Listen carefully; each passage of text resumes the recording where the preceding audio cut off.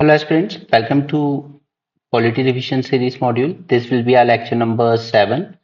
इसमें हम लोग बात करेंगे about the urban local government in India. So ये आपको पता होगा that इसकी jurisdiction limited होती होती है to an specific urban area demarcated by the state government. 74th constitution amendment से ये फोर्स में आया था। सेंट्रल लेवल पर भी तीन मिनिस्ट्रीज इसके रिस्पॉन्सिबल होती हैं। One is ministry of housing and urban affairs, second is ministry of defence, क्योंकि यहाँ पर एक कैटेगरी होती है कंटेनमेंट बोर्ड्स की, जैसे इंदौर के पास महू है कंटोनमेंट एरिया, राइट। जो अल्टीमेट कंट्रोल में तो रहता है मिनिस्ट्री ऑफ डिफेंस के, लेकिन वहां पर स्पेशली कंटेनमेंट बोर्ड बनाए जाते हैं उनको गवर्न करने के लिए। उन पर जो नॉर्मल म्यूनिसिपैलिटी के लॉज हैं वो फोर्स में नहीं आते हैं। Third is ministry of home affairs for union territories. तो ये तीनों मिनिस्ट्री डील करती हैं with respect to this municipality area. पहले थोड़ा सा हिस्टोरिकल पर्सपेक्टिव जान लेते हैं। So it was in 1688 that the first municipal corporation in India was set up at Madras. इसके बाद एक charter for the establishment was issued on 38 December 1687 and the corporation came into existence on 29 September 1688. So it was the Madras province जहाँ पे पहली बार हमें municipal corporation existence में आता हुआ दिखाई देता है। 1726 municipal corporation was also established in Bombay and Calcutta, क्योंकि यही तीन मेजर सिटीज थी जिनमें ब्रिटिशर्स ने सबसे पहले आना शुरू किया था। Okay, then Lord Mayo's resolution of 1870, इसने बात की थी अबाउट द फाइनेंशियल डिसेंट्रलाइजेशन की, क्योंकि हम लोग सिटी लेवल पर कितना भी अच्छा गवर्नेंस मॉडल बना लें, लेकिन जब तक वो फाइनेंशियली इंडिपेंडेंट नहीं है अपने डिसीजन मेकिंग के लिए, तब तक डेवलपमेंट नहीं हो सकती, right. So it was the Lord Mayo's resolution of 1870 on financial decentralization which emphasized the development of local self government institution.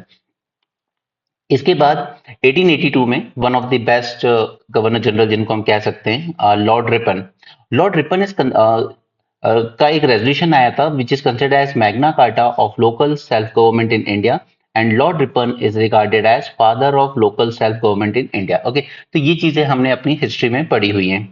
Then there was a royal commission on decentralisation, ये appoint की गई थी 1907 में, और इसने अपनी रिपोर्ट सबमिट की थी 1909 में, और इसके चेयरमैन थे हॉब हाउस। ओके, क्योंकि इनका भी वही कहना था कि जब तक डिसेंट्रलाइजेशन नहीं होगा तब तक ये म्युनिसिपल कॉर्पोरेशन के एग्जिस्टेंस से कोई फर्क नहीं पड़ेगा।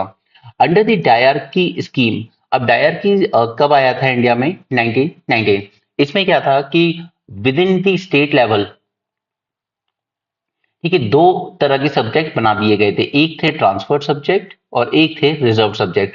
रिजर्व सब्जेक्ट जो कि वहां का गवर्नर, सपोज बॉम्बे प्रोविंस की बात कर रहे हैं, तो गवर्नर अपने खुद के डिस्क्रिशन पे यहाँ पे डिसीजन लेता था, जबकि ट्रांसफर सब्जेक्ट जो थे वो मिनिस्टर्स को दे दिए गए थे। Okay, so under this dyarchy system the local self government became a transferred subject under the charge of responsible Indian minister. In 1924 cantonment act पास किया गया बाय सेंट्रल लेजिस्लेचर। आप समझ सकते हैं कि ये वो टाइम था जब मिलिट्री की ज्यादा एक्टिविटीज हो रही थी because of the first world war. Okay, 1919 में खत्म हुई, तब जाके रियलाइज हुआ कि हमें इस तरीके से कुछ बनाना होगा, तो यहाँ पे कंटोनमेंट एक्ट पास किया गया बाय द सेंट्रल लेजिस्लेचर। फिर उसके बाद 1935 के एक्ट में जब प्रोविंशियल ऑटोनॉमीज की बातें की गई, तब local self government was declared as a provincial subject. Alright, तो ये है इसकी पूरी हिस्ट्री। हम लोग आगे चलते हैं। Salient feature of the 74th amendment. अब सेलियंट फीचर में दो चीजें याद रखिएगा कि जैसा हमने पंचायत में पढ़ा था वैसे ही, ओके, कुछ होंगे मैंडेटरी प्रोविजंस और कुछ होंगे वॉलंटरी प्रोविजन जो स्टेट लेजिस्लेचर या स्टेट गवर्नमेंट के हाथ में दे दिए गए।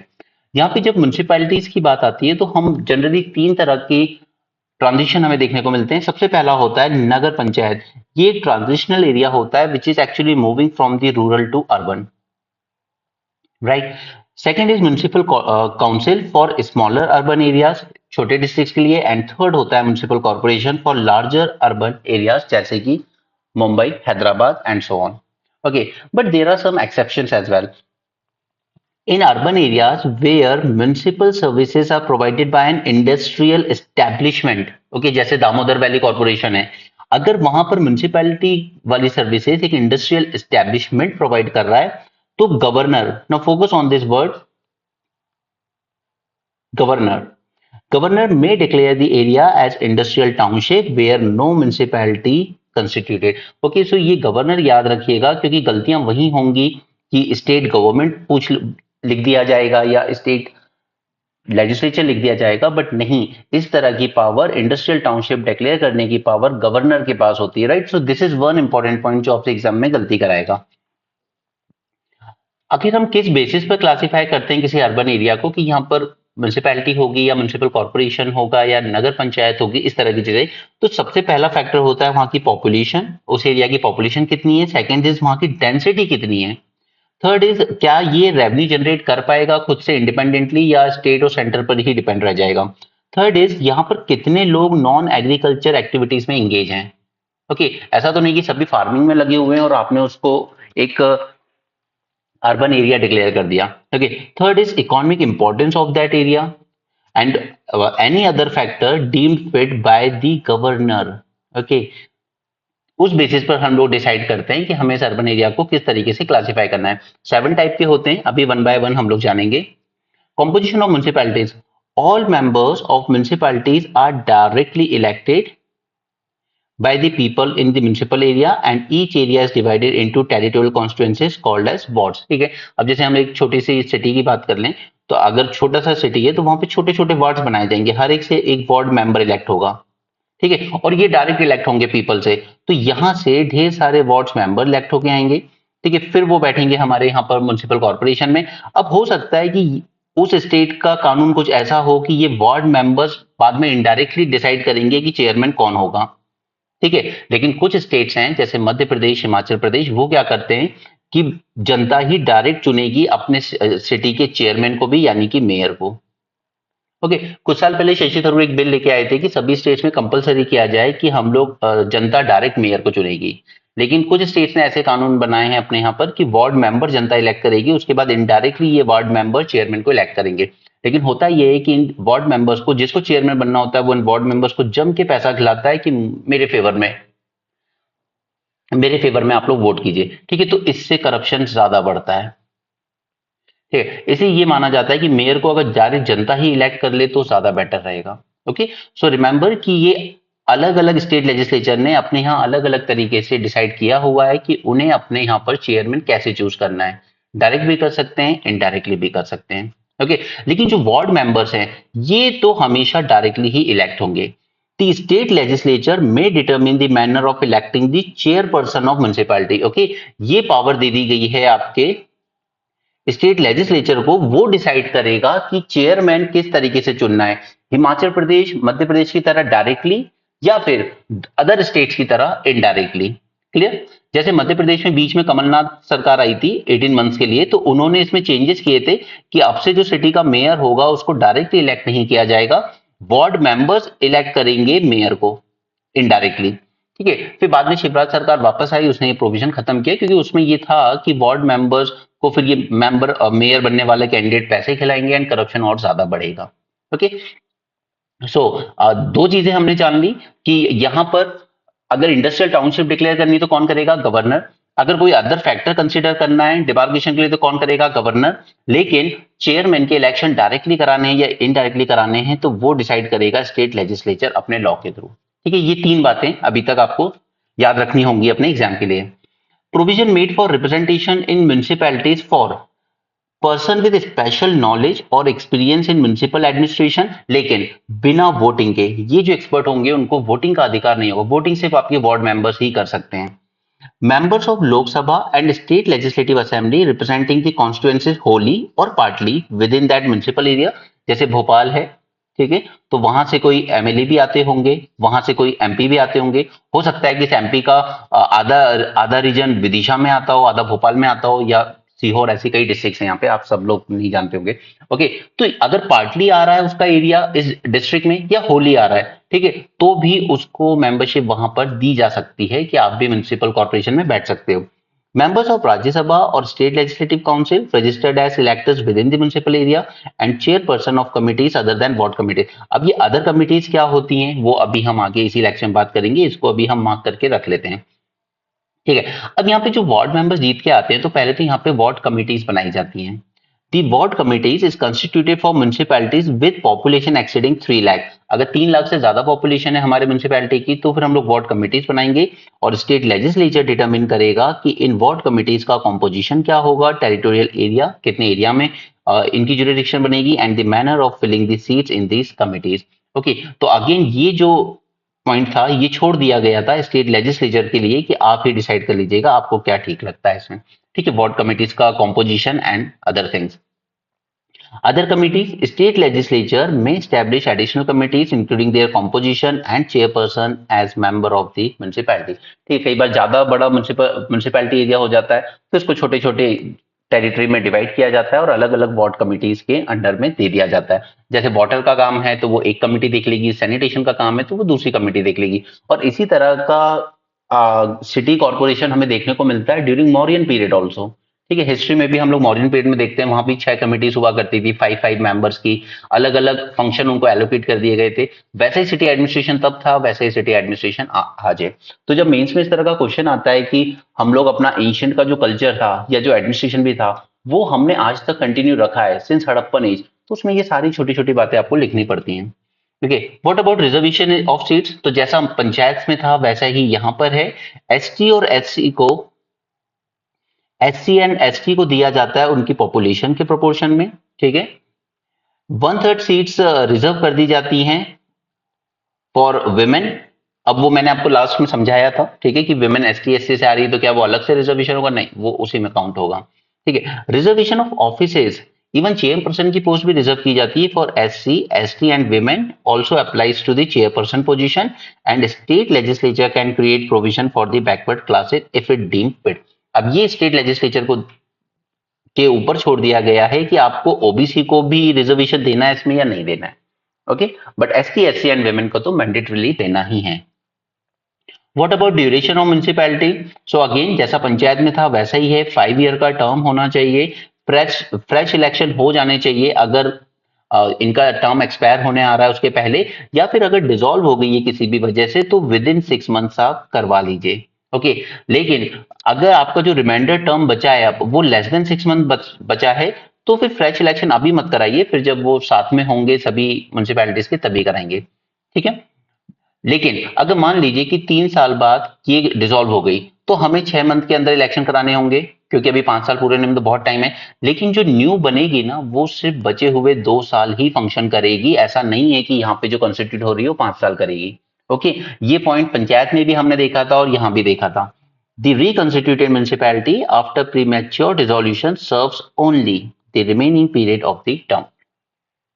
What about disqualification? डिस्क्वालिफिकेशन, अगर आप डिस्क्वालीफाई हो जाते हो अंडर एनी स्टेट लॉ और law for elections to the legislature, minimum age क्या है जो पंचायत की है वही इसकी है, that is minimum age is 21 year to contest the election and state legislature determines the authority to address the question on disqualification.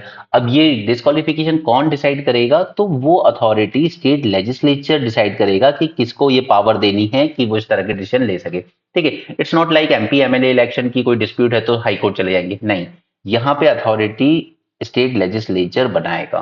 Okay, state election commission उसका वही काम है जो पंचायत के रिस्पेक्ट में था, responsible for superintendence direction and control of elections. The state election commissioner is appointed by the governor and the condition of service and tenure are determined by the governor but cannot be altered to their disadvantage। ठीक है, इनकी power functions हमने पिछले lecture में देख ली थी, हम दोबारा नहीं जा रहे हैं उसमें। What about the finances? तो ये ऑथराइज किए जा सकता है म्युनिसिपैलिटी को to levy collect and appropriate the taxes authorised by state legislature. Okay, however state government, अब यही चीजें हैं जो एग्जाम में दिक्कत देती हैं, कहां पे स्टेट लेजिस्लेचर क्या कर रहा है, कहां पे पावर स्टेट गवर्नमेंट के पास है। ठीक है, अगर ये पावर देनी होगी टैक्सेस कलेक्ट करने की तो ऑब्वियसली बात है वो लेजिस्लेचर ही दे सकता है, जैसे कि ऊपर टॉप लेवल पे हम लोग देखते हैं पार्लियामेंट कर सकता है। लेकिन अगर एडिशनल टैक्सेस असाइन करने हैं या ड्यूटीज करनी है या कोई ग्रांट्स वगैरह देने हैं कंसोलिडेटेड फंड से तो वो स्टेट गवर्नमेंट असाइन कर सकती है। एंड इसके साथ साथ एक constitution of fund for crediting all monies of municipalities are mandated, ये पंचायत के लेक्चर में भी हमने देखा था। ओके, फाइनेंस कमीशन बनाई जाती है स्टेट लेवल पर एवरी 5 इयर्स, ये डिस्ट्रीब्यूशन रेकमेंड करता है between the state and municipalities और साथ में मेजर्स भी सजेस्ट करता है to improve the financial position and other financial matters. इसके बाद इस अकाउंट को ऑडिट करना होगा, तो यहाँ पे state legislature ensure the maintenance and auditing of municipal accounts. Box this word state legislature. Okay, now एक और इंपॉर्टेंट चीज आती है डिस्ट्रिक्ट प्लानिंग कमेटी। मैंने पिछले लेक्चर में आपको बताया था कि हर एक विलेज से जब हम बात करते हैं bottom to top governance approach की, तो यहाँ पर हर एक विलेज से छोटे छोटे उनके प्लान बनते हैं, फिर डिस्ट्रिक्ट लेवल पर जाते हैं, वहां पे प्लान कंसोलिडेट होते हैं और फिर वहां से स्टेट गवर्नमेंट के पास जाते हैं, राइट। तो इसी के लिए बनाई जाती है एक district planning committee. Every state is required to establish a district planning committee at the district level, और इसका पर्पस क्या होगा, to consolidate the plans prepared by panchayat and municipalities and create a draft development plan for the district as a whole. Okay, now another thing is that state legislature, यहाँ पे state legislature can make provisions for determination of structure of such committees, कि ये जो district development plan बनाने वाली हमारी committee होगी उसमें उसका कॉम्पोजिशन क्या होगा, तो ये सारी चीजें स्टेट लेजिस्लेचर डिटरमिन करते हैं। ओके, स्ट्रक्चर क्या होगा, the manner of electing members of the committee, the role of these committees in district planning and the procedure for electing the chairperson of such committees. तो ये सारी powers state legislatures को दी गई है। इसीलिए हमने कहा कि ये जो 73rd अमेंडमेंट है, ये एक तरीके का हमें ब्लूप्रिंट तो प्रोवाइड करती है ताकि एक पूरी यूनिफॉर्मिटी हमें देखने को मिले इंडिया लेवल पर, but at the same time ये स्टेट गवर्नमेंट्स को सफिशिएंट अथॉरिटी भी देती है कि आप अपने अकॉर्डिंग भी डिसाइड कर सकते हैं कि आपको किस तरीके से अपने सिटी और पंचायत को गवर्न करना है। ओके, तो डिस्ट्रिक्ट प्लानिंग कमेटी में मेंबरशिप की बात करते हैं।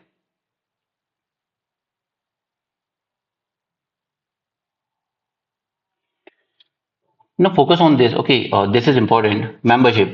4/5 of the members of district planning committee are elected by the elected members of the district panchayat and municipalities from among themselves. Okay, so around 4/5. Okay, these around 4/5 of the members, they will be elected by the district panchayat and the municipalities. Okay, so ऐसा नहीं है कि यहाँ पे कोई direct election होंगे इसके, ठीक, इन्हीं में से इलेक्ट किए जाएंगे। And the representation is proportional to the ratio of rural as well as urban population in the district. Okay, remember this.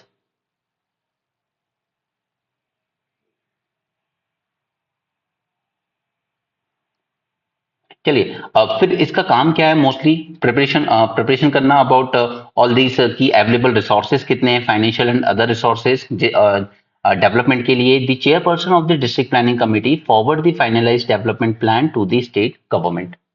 Okay, then अब बड़ी सिटीज की अगर हम बात करें, मुंबई, हैदराबाद, बैंगलोर जैसों की, तो वहां पर भी होती है हमारे पास metropolitan planning committee. Every metropolitan area is required to have a metropolitan planning committee and the purpose is to prepare a draft development plan for the metropolitan area। इसकी भी मेंबरशिप उसी तरीके से होगी। 2/3 of the members of this metropolitan area will be elected by elected members of the municipalities and chairperson of the panchayat, and representation in the committee is proportional to the population of municipality and panchayats in the metropolitan area। Okay, इनका जो काम है ये आप self read कर लेंगे। अब चलिए हम लोग जल्दी से एक बार क्विकली नजर डाल लेते हैं अलग अलग तरह की म्युनिसिपल बॉडीज पर। म्युनिसिपैलिटी होती है, म्युनिसिपल कॉर्पोरेशन होते हैं, town area committee, notified area committee, cantonment board, port trust, special purpose agency and township. ठीक है, स्पेशल पर्पस एजेंसी तो जब से स्मार्ट सिटीज आया तब से बहुत ज्यादा देखने को मिलती है, क्योंकि अपनी लोकल बॉडीज पर ज्यादा भरोसा नहीं करती गवर्नमेंट, तो इस तरह की स्पेशल पर्पस व्हीकल बना दिए जाते हैं। Okay, municipal corporation. They are established for administering the big cities like Delhi, Mumbai, Kolkata, Hyderabad, Bangalore, and others. They are created through state legislature acts. Okay, her state legislature एक proper act बनाएगा इसके लिए, and by parliament acts in union territory. ठीक है, union territory के लिए बनाना है तो वो फिर पार्लियामेंट बनाएगा। ठीक है, हमने देखा था ना ऊपर होम मिनिस्ट्री। इस single act may cover all the municipal corporation in a state or separate act can govern individual corporation। For example, Bhopal municipal corporation है तो उसके लिए चाहो तो आप अलग एक्ट बना दो, इंदौर है तो उसके लिए अलग एक्ट बना दो, या फिर सबके लिए एक सिंगल एक्ट बना सकते हो। ये डिस्क्रिप्शन आपको दिया गया है। ओके, म्युनिसिपल कॉर्पोरेशन में हमें क्या क्या मिलेगा, तीन चीजें। फर्स्ट इज एक काउंसिल होगा, सेकेंड इज स्टैंडिंग कमिटीज बनाई जाएगी, and third is municipal commissioner होगा। Okay, so what about the council? ये वैसे ही फंक्शन करेगा जैसे parliament and state legislature function करते हैं। It is a deliberative and legislative bodies of the corporation. It is composed of directly elected councillors along with few nominated members with expertise in municipal administration and reservation of seats for ST, SC and women. Standing committees ये address करती हैं specific areas को जैसे public work, education, health, taxation, finance etcetera.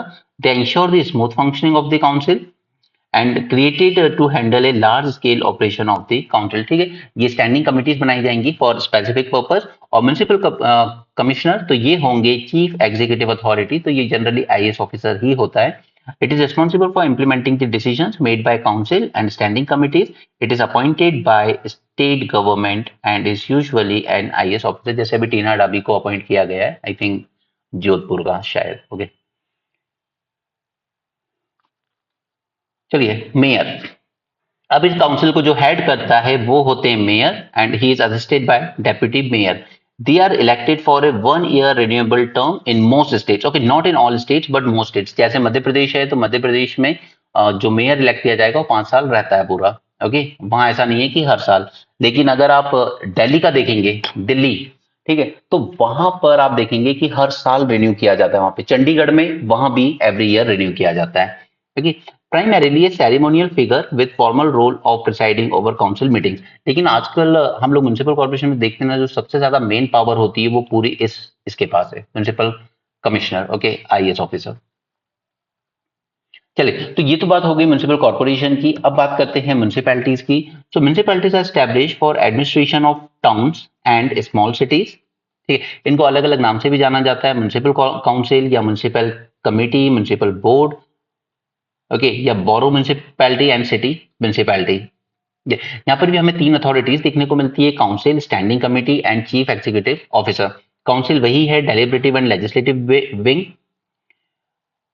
Unlike the mayor of municipal corporation, the president or chairman here plays a significant role and act as pivot of municipal administration. वहां पे municipal corporation में जो mayor उसपर इतनी power नहीं होती, पूरी power chief executive officer अपने पास रखता है. लेकिन यहाँ पर ऐसा नहीं है, यहाँ पे मेयर का रोल ज्यादा इंपॉर्टेंट होता है. ठीक है, क्योंकि यहाँ पे जो प्रेसिडेंट और चेयरमैन है उसको काफी ज्यादा एग्जीक्यूटिव पावर भी दी गई है, जबकि वहां पे आप देखेंगे तो वो सिर्फ हेड बन के रह जाता है, जैसे कि दिल्ली में, चंडीगढ़ में. ठीक है, हर साल उसका टर्म रिन्यू भी होता रहता है. लेकिन यहाँ पे जनरली आप देखेंगे कि ये अपने पूरे 5 साल को कवर करते हैं. चीफ एग्जीक्यूटिव ऑफिसर तो ये day to day general administration के रिस्पॉन्सिबल है and he is appointed by the state government. अब कुछ छोटे छोटे बच गए, जैसे नोटिफाइड एरिया कमिटी. ये 2 तरह के एरियाज को एडमिनिस्टर करने के लिए बनाई जाती है. एक तो fast developing town due to industrialisation, जैसे कहीं पे कोई भंडार मिल जाए किसी चीज का, बड़ा सा प्रोजेक्ट आ जाए वहां पर, ठीक है, तो फिर वो टाउन उतनी तेजी से डेवलप होना शुरू हो जाता है ड्यू टू इंडस्ट्रियलाइजेशन, राइट. तो इस तरीके में हम लोग बना सकते हैं नोटिफाइड एरिया कमिटी. अब ये नोटिफाइड वर्ड का याद रखिएगा, अभी मैं बताता हूँ इसको क्यों. A town that does not yet meet all the conditions for constitution of municipalities but is considered important by the state government. तो स्टेट गवर्नमेंट ऐसे किसी भी एरिया को नोटिफाई कर देती है और वहां पर एक कमेटी बना देती है उसके गवर्नेंस के लिए, इसलिए इसका नाम रखा जाता है notified area committee. Okay, it is established by notification in the government gazette giving it the name notified area committee. Okay, now अब क्योंकि ये अभी तक प्रॉपर म्युनिसिपैलिटी नहीं है तो ऑब्वियसली बात है कि यहाँ पे प्रॉपर इलेक्शन अभी नहीं कराए जा सकते. ठीक है, क्योंकि ये अभी पूरे क्राइटेरिया को मीट ही नहीं कर रहा है, इसलिए यहाँ पर this is entirely A nominated body. तो यहाँ पे जो कमिटी बनाई जा रही है ना, it is entirely A nominated body. Focus on this point. All members including the chairman are nominated by the state government. So it is neither an elected body nor a statutory body. Statutory body क्यों? क्योंकि कोई law नहीं बनाया यहाँ पे state legislature ने. ठीक है, म्युनिसिपल कॉर्पोरेशन एक्ट जैसा कुछ नहीं बनाया है, इसलिए ये स्टैट्यूटरी बॉडी भी नहीं है और इलेक्टेड बॉडी भी नहीं है, क्योंकि अभी ये उतना डेवलप हुआ ही नहीं है ये area. Okay, this committee operate with in the framework of the state municipal act. ठीक है, सिर्फ उसी के अंडर में ऑपरेट जरूर करेगा, लेकिन इसके लिए प्रॉपर कोई लॉ नहीं बनाया गया है, जस्ट लाइक म्युनिसिपैलिटी एक्ट या municipal corporation act. Only those provisions of the act that are specifically notified, सिर्फ इसी में से उठा के कुछ प्रोविजन नोटिफाई कर दिए जाएंगे कि ये अप्लाई होगा यहाँ पर नोटिफाइड एरिया में. It may also be assigned powers under other act. Its powers are almost equivalent to those of municipality. Almost. Town area committee. Now this is established for administering a small town. Its function is semi-municipal authority with limited civic responsibilities. It is entrusted with limited number of civic functions such as drainage, roads, street lighting, yeah.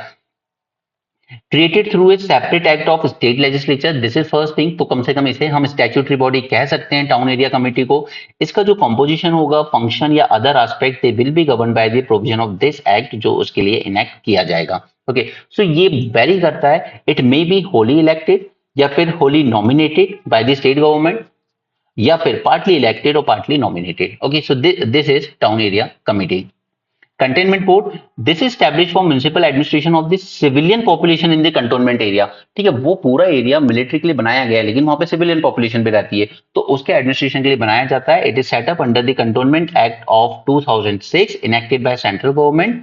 यहाँ पे cantonment board बनाया जाएगा जो administer करेगा इस सबको, लेकिन ultimate control किसका रहेगा यहाँ पर? मिनिस्ट्री ऑफ डिफेंस का। ओके, कॉम्पोजिशन, अब सिविलियन पॉपुलेशन भी है, डिफेंस पॉपुलेशन भी है, सो ऑब्वियसली बात है कि पार्टली इलेक्टेड भी होगी एंड पार्टली नॉमिनेटेड मेंबर्स भी होंगे। यहाँ पे 5 ईयर का ही टर्म दिया जाएगा। Nominated members, that is ex officio, they serve as long as they hold their official post. President, तो military officer commanding the station serve as the ex officio president of the board. Vice president, it is elected by the elected members from amongst themself for a 5 year term and it is appointed by the President of India. Okay, now this is an important thing. Next is township. ये large public enterprise, जैसे Damodar valley corporation का example मैंने आपको दिया, ये उसके लिए बनाया जाता है। This is a type of urban government establish by large public enterprise. Its purpose is to provide civic amenities to its staff and workers living in the housing colonies near industrial plants, जैसे BHEL के plants होते हैं। The enterprise appoints a town administrator to manage the administration of the township. There are no elected members in the township form of urban government, and it is just an extension of bureaucratic structure of this enterprise itself. Okay, इसके अलावा port trust. Now port trusts are established in port areas like Mumbai, Kolkata, etc. इनके दो primary purpose होते हैं। First is to manage and protect the port and second is to provide the civic amenities. It is created by the act of parliament. It consists of both elected as well as nominated member, and the chairman of the port trust is an official. Then अब smart cities वगैरह के लिए बनाए जा रहे हैं special purpose agencies. They are created by states to perform a specific function or designated activities that traditionally belong to municipal corporation, and these agencies are actually function based.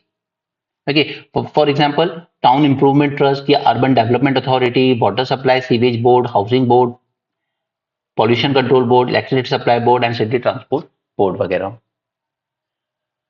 Okay, key features, they establish as statutory bodies through act of state legislature और executive resolution. दोनों तरीके से establish किया जा सकता है, चाहे तो डायरेक्टली एग्जीक्यूटिव के थ्रू भी एस्टैब्लिश किया जा सकता है। They operate autonomously dealing with the functions assigned to them independently of local urban government. तो जैसे भोपाल स्मार्ट सिटी बन रहा है, तो वहां पे स्पेशल पर्पस व्हीकल बना दिया गया है, वो अपने तरीके से यहाँ पे वर्क करता है irrespective of the Bhopal municipal corporation. Okay, they are not subordinate to municipal corporation और म्युनिसिपैलिटीज। ओके, ये जो स्पेशल पर्पस व्हीकल बनाए जाते हैं, दे जनरली वर्क इंडिपेंडेंटली।